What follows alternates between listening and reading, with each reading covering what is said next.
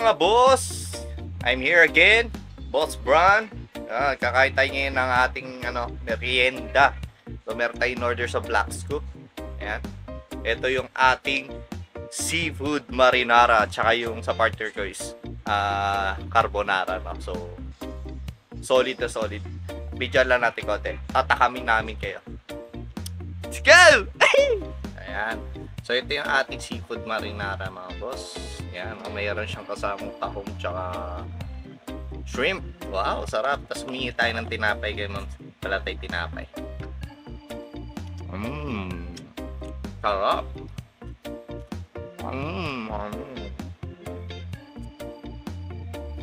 So ang ating seafood.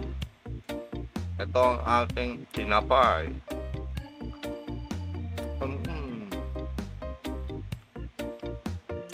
Sarap. Tikman na natin ang ating seafood marinara. Let's go! Tapos sa mga boss, oh.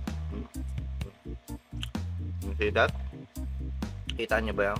Napakalupit. Kasama tahong tsaka shrimp.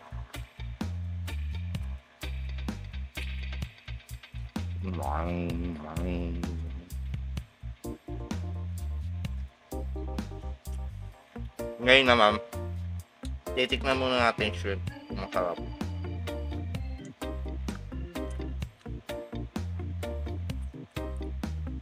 This is the shrimp, mga boss. Yum.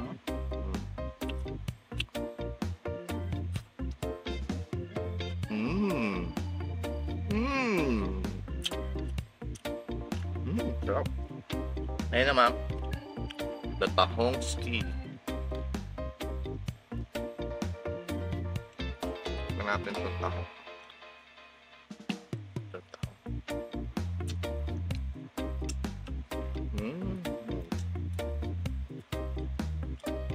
And glass, yung pasta syempre.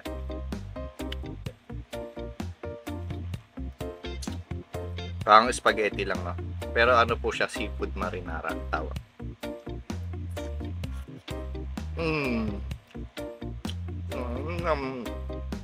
The best. Yun lang. Inggit ko lang kayo. Good morning mga boss. Kikita niyo ako, diba? Andito ako.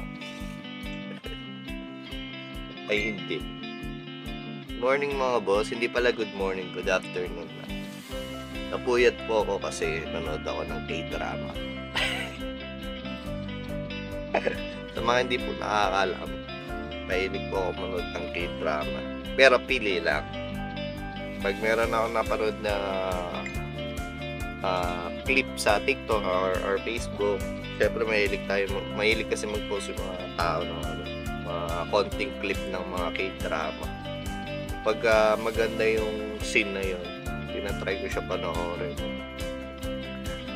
So yun, pinilit ko na tapusin yung kagabi para wala na ako iisipin.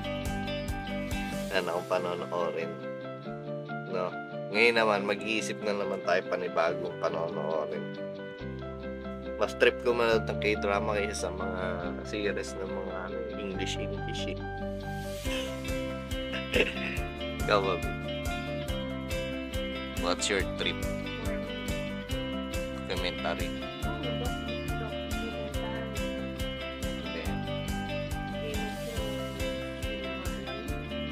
So, alam ko yun, syempre Game of Thrones, tapos documentary, tsaka yung Game of Thrones. More on Hollywood siya. Tapos mahilig din ako sa Tagalog movies. Yan, mga Tagalog movies, mga pinapanood ko. Pero hindi ako nanonood ng mga yung mga kabit-kabit. Yun, hindi ako masyadong nanonood ng mga kabit-kabit na yun. Tapos, ano pa ba, may anime, mahilig din tayo sa anime. Pero hindi ko kayang tiyagain yung buong araw nanonood ng anime yun. Medyo nagsasawa ako. Siguro nanonood ako mga ilang episodes lang, tapos stop muna dun, ibang araw ulit. Ayun. Ngayon, pinapanood ko anime, Detective Conan, na-stop lang ulit kasi nanood nga ako ng Korean drama. No? Ayun. So, yun lang, share ko lang sa inyo. Wala lang. Para makilala nyo. Kilalanin nyo naman kasi ako. Hindi nyo ako kinikilala. Magtanong kayo, mag-comment kayo dyan. Parang lasing. Lasing kakagising ko. Tapos, kaya ganito tayo. Alright.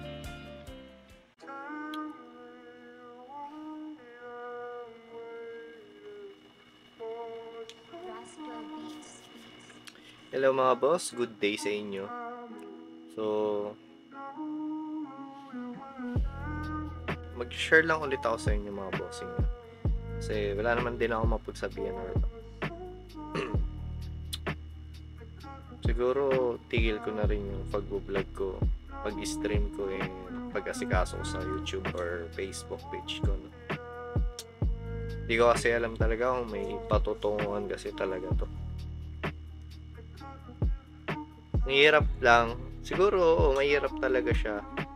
So, siguro tama nga yung mga sinabi ng iba na late na talaga tayo sa part na to, sa pag-vlog or what. Wala, hindi ko alam kung paano bang gagawin ko or kasi pababa yung views ko.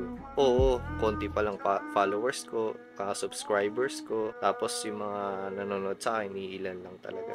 Kaya parang hirap din talaga na hindi naman natin mapiplease lahat ng kahit kakilala kasi natin or kamag-anak natin or kaibigan natin, kahit malapit sa atin, hindi rin talaga tayo panonoorin yung mga yan. Na kahit mag-upload ka palagi, hindi ka tsatsagayin panoorin yun. Kasi nga, kilala ka nila Kilala ka nila sa totoo lang. So, ano pa ba yung dapat nilang panoorin sa akin? Ano bang bago sa akin, no? Kaya ganun din. So, yung mga nanonood sa akin is yung mga tao na curious lang, yung hindi ako masyado kilala, yung hindi masyado malapit sa akin. So, yun lang. Tapos, konting clip lang talaga siya.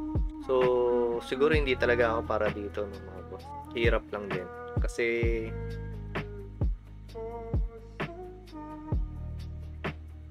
basta ayoko na, mga boss.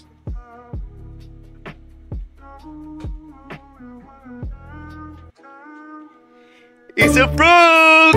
Na-prank ka ba?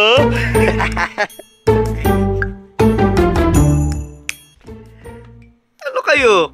Hindi titigil to, no? Boss brand yata to. Boss brand lang malakas, mga boss. Ayan.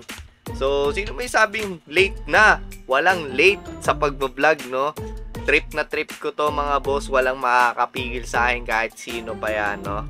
Masaya ako sa ginagawa ko, sa pag-vlog ko, sa pag-edit ko, sa pag-stream ko, sa pag-asikaso ko sa YouTube and Facebook page ko.